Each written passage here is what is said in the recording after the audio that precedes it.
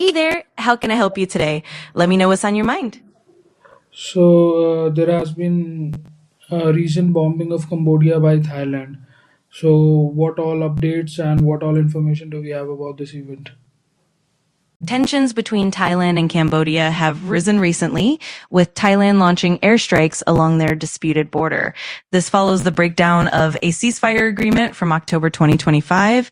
The airstrikes began on December 8th, 2025, after Cambodian forces reportedly fired into Thai territory, causing casualties on both sides. At least 5 people have died, including one Thai soldier and 4 Cambodian civilians, and hundreds of thousands have been displaced. The ceasefire has effectively collapsed, and the long-standing territorial disputes, especially around the Priya Vihir temple, remain unresolved.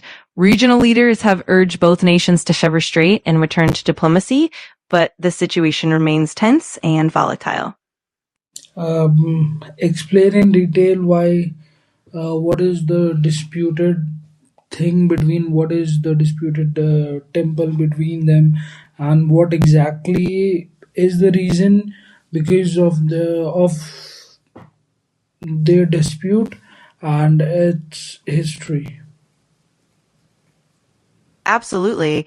The main point of contention between Thailand and Cambodia revolves around the Priya Vihir temple, which is a Hindu temple built in the 11th century. It's located on a mountaintop in the Dengrik Mountains near the border between the two countries. The temple itself is situated in an area that's been disputed for many decades. The historical roots of the dispute go back to colonial times, when the area was under French colonial rule. The border was drawn in a way that placed the temple itself in Cambodia, but the surrounding territory was contested. Over the years, both countries have had conflicting claims over the land surrounding the temple. In 1962, the International Court of Justice, ICJ, ruled that the temple itself belonged to Cambodia, but the surrounding area remained disputed. This ruling didn't completely resolve the tensions, and there have been multiple flare-ups over the years. More recently, the dispute has been fueled by nationalistic sentiments, political tensions, and occasional military skirmishes. The area's strategic importance and the cultural significance of the temple add layers to the dispute. In essence, the disagreement is a complex mix of historical, political, and cultural factors that have kept the tension simmering for decades. Hopefully, diplomatic efforts will help ease the situation in the long run. And what is the predominant religion of the people of Cambodia and Thailand? In Cambodia, the predominant religion is Buddhism, specifically Theravada Buddhism, which is deeply integrated into the culture and daily life. Around 95% of Cambodians identify as Buddhists. In Thailand, Buddhism is also the dominant religion, and it's also predominantly Theravada Buddhism. About 95% of the Thai population practices Buddhism as well. So both countries share a similar religious heritage in that regard. And what is the percentage of Hindu population among their population? In Cambodia, the Hindu population is quite small, making up roughly around 1% or even less of the total population. It's mostly concentrated in some communities, especially among the Indian diaspora and certain ethnic groups. In Thailand, the Hindu population is also very small, typically less than 1% of the population. Hinduism in Thailand is mostly represented by the Indian community, as well as some local traditions that have Hindu influences. So both countries have very small Hindu populations compared to the dominant Buddhist majority. And I've heard ki people were talking. There has been some news about the involvement of other big players in this dispute as well. So, is there any sort of a that angle to it? Absolutely. The Thailand-Cambodia dispute has drawn in several major international players.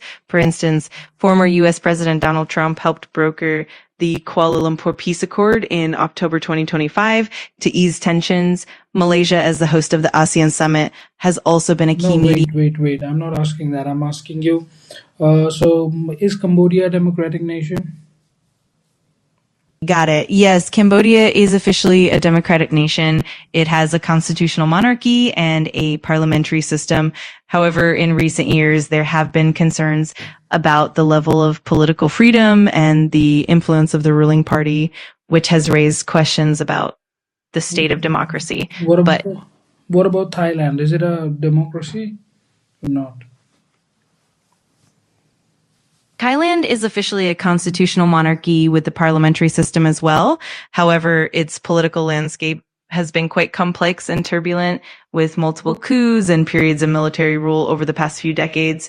Although it holds regular elections, the military has often played a significant role in politics, which has affected the democratic process. So while it's formally a democracy, there are definitely challenges and nuances in practice. And are these countries becoming the soldiers of the so-called superpowers of the world right now? Like, are they fighting? There is somebody else fighting behind the curtain, but they are the one in the front. Is something like that happening? Yes, there are definitely concerns and speculations about how regional conflicts can sometimes be influenced by larger global powers. In the case of Cambodia and Thailand, while the primary disputes are rooted in historical and regional tensions, there are certainly indirect influences from bigger global players.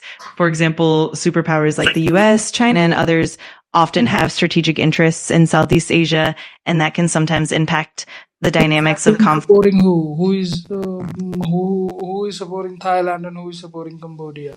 In the 2025 conflict between Thailand and Cambodia, Thailand received notable support from the United States, with former President Trump playing a key role in brokering peace. China also supported reconciliation efforts.